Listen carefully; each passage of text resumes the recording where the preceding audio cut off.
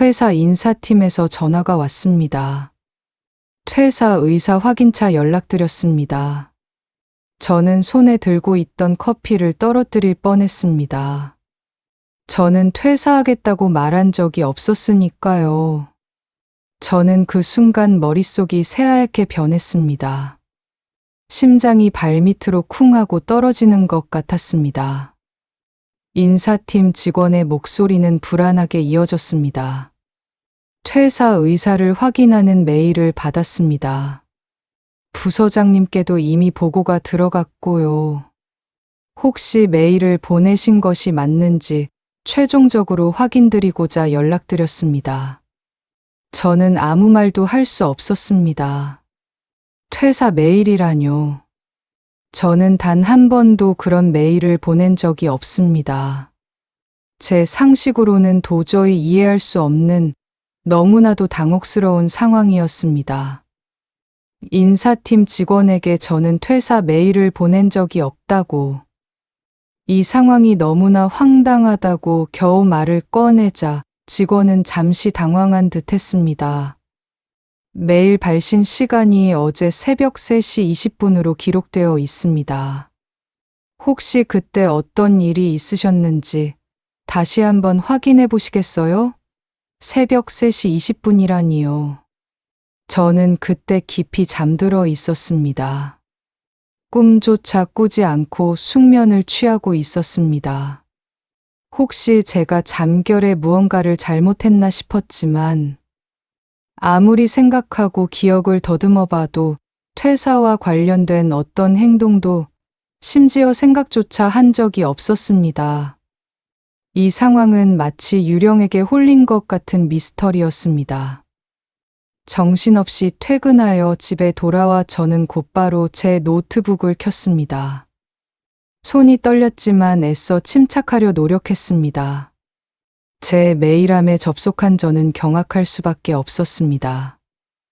발신함에 제 이름으로 회사에 보내진 퇴사 메일이 버젓이, 그리고 너무나 선명하게 있었습니다.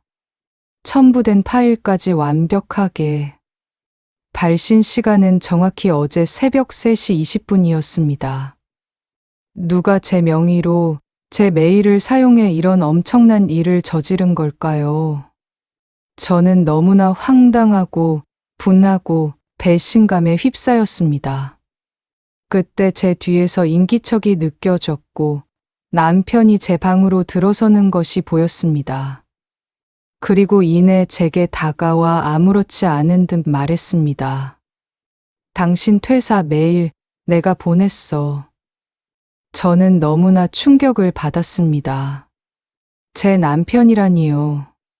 제 인생을 송두리째 흔들어 놓은 사람이 가장 가까운 제 남편이었다니요. 저는 남편에게 따져 물었습니다. 목소리가 떨리고 눈에서는 불꽃이 튀는 것 같았습니다. 당신이 도대체 왜 내 퇴사 메일을 보낸 거야? 어떻게 나한테 이럴 수가 있어? 남편은 제 눈을 피하며 변명했습니다. 마치 준비된 대본처럼 이어지는 말이었습니다. 당신이 요즘 너무 힘들어 보여서 내가 대신 정리해주고 싶었어. 아침에 일찍 나가서 밤늦게까지 일하고 집에 오면 또 집안일에 시댁 일까지 당신 얼굴이 말이 아니었잖아. 너무 지쳐 보였어. 그래서 내가 당신 대신 퇴사를 결정해 준 거야. 당신을 위해서, 당신이 좀 편하게 살았으면 하는 마음에서. 저는 어이가 없었습니다. 기가 막혔습니다. 내 인생을 왜 당신이 대신 정리해? 당신이 뭔데 내 동의도 없이 이런 엄청난 일을 저질러? 나는 힘들어도 내 선택으로, 내 능력으로 해결하고 싶었어. 나한테는 나만의 방식이 있었다고. 당신이 뭔데 내 삶을 마음대로 결정해? 내 허락도 없이 내 직장을 없애려고 해? 이건 엄연히 내 권리 침해야. 남편의 변명은 제게 더 큰 분노와 배신감을 안겨주었습니다. 그때 마치 기다렸다는 듯이 현관문이 열리고 시어머니와 시아버지가 들어왔습니다. 마치 상황극의 일부처럼 완벽한 타이밍이었습니다. 시어머니는 제가 화를 내는 모습을 보며 다가와 말씀하셨습니다. 특유의 온화하지만 단호한 어조로. 얘야, 며느리가 회사에만 매달리면 집안이 어떻게 되니? 남편도 뒷바라지해야 하고, 집안 살림도 돌봐야 하고, 무엇보다 아이를 가질 계획도 세워야 할 텐데. 너 요즘 너무 바빠서 집안일에 소홀한 것 같더라. 그래서 우리가 내 남편하고 상의해서 잘 결정한 거야. 다 너를 위한 일이란다. 시아버지도 그 옆에서 점잖은 척 거들었습니다. 여자가 승진 좀 한다고 집안보다 앞서면 안 되는 거야. 예전부터 내려오는 말처럼 여자는 집안이 먼저인 법이지. 내 남편도 내가 너무 힘들다고 걱정하길래 우리가 좋은 쪽으로 방향을 잡아준 거야. 이쯤에서 쉬면서 가정을 돌보는 게 현명한 판단이지. 저는 그제야 모든 상황을 소름 끼치도록 명확하게 이해했습니다. 남편이 혼자 한 일이 아니었습니다. 시댁 식구들이 이미 다 알고 심지어 공모하여 저지른 일이었습니다. 제 동의도 없이 저를 위해서라는 명목으로 제 인생을, 제 직장을 마음대로 결정한 것입니다. 그들은 제게 어떤 의견도 묻지 않았습니다. 마치 제가 없는 사람인 것처럼. 시어머니는 제 표정 변화를 눈치채지 못했는지 여전히 해맑은 얼굴로 저를 보며 말씀하셨습니다. 내가 직접 회사에 퇴사하겠다고 말하면 회사에서 아까워하며 붙잡을까봐, 혹은 내가 마음 약해져서 번복할까봐 우리가 이렇게 도와준 것 뿐이란다.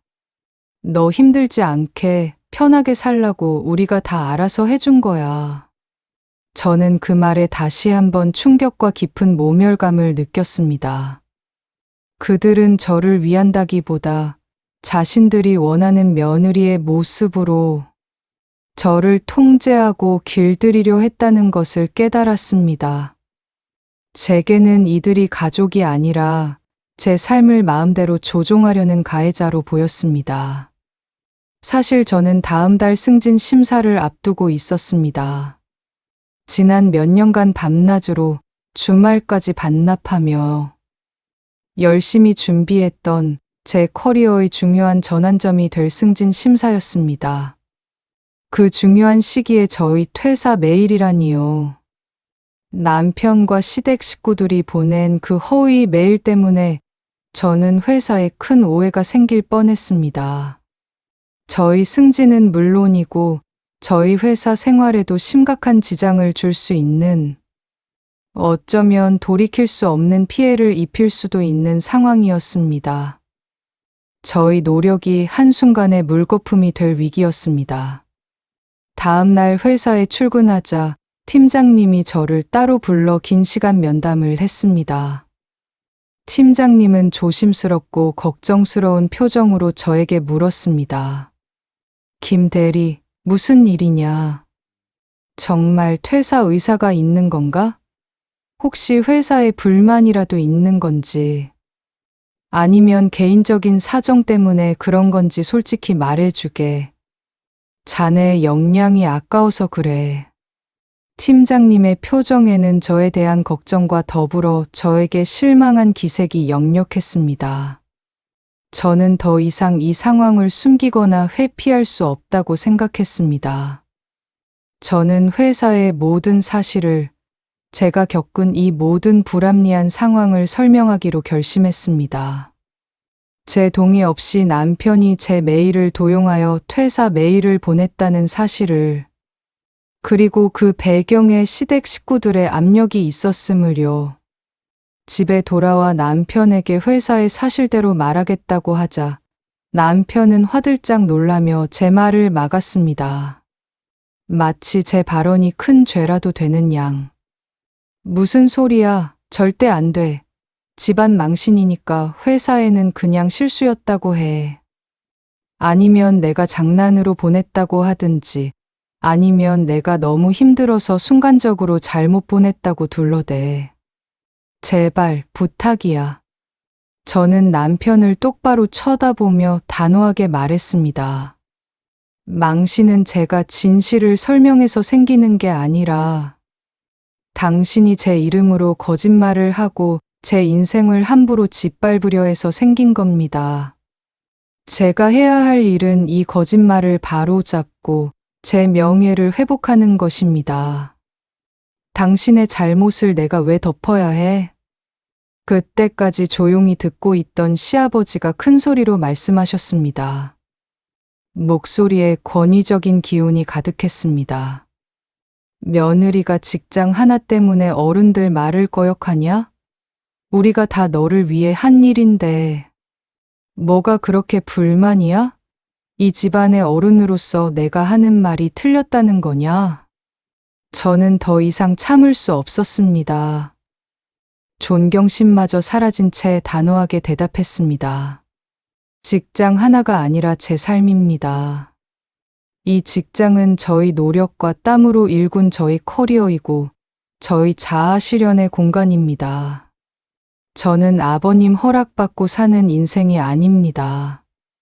저에게도 저만의 의지와 선택이 있습니다.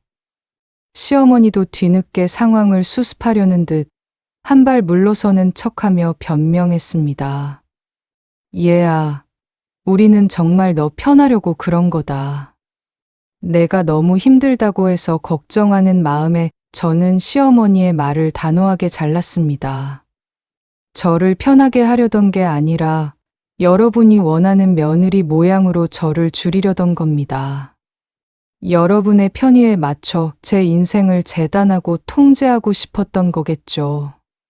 저의 독립적인 삶과 선택권을 부정하려 했던 것뿐입니다. 남편은 제가 이렇게까지 강하게 나올 줄은 몰랐던 듯 당황한 표정으로 뒤늦게 후회하는 듯 말했습니다. 내가 정말 잘못했어. 미안해. 그래도 다 가족을 위해서, 우리 가족의 미래를 위해서 한 일이었어. 저는 남편을 보며 담담하지만 날카로운 목소리로 물었습니다. 가족을 위해서라면 제 목소리를 지웠어도 된다는 뜻입니까?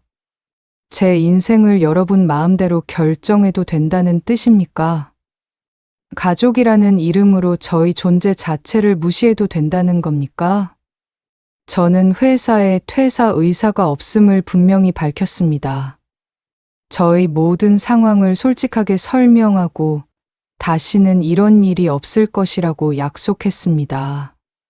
팀장님은 저희 상황을 이해해 주었고 저희 승진 심사도 무사히 진행될 수 있었습니다. 그리고 남편과 시댁에게는 앞으로 제 직장과 제 선택에 누구도 대신 개입할 수 없다고 단호하게 선을 그었습니다.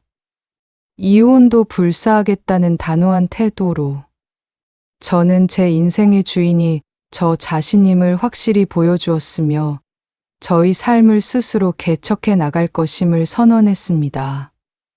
여러분이라면 배우자와 시댁이 내 동의 없이 내 직장에 퇴사 의사를 전달했다면 어떻게 하시겠습니까? 본 영상은 재구성한 사연극입니다.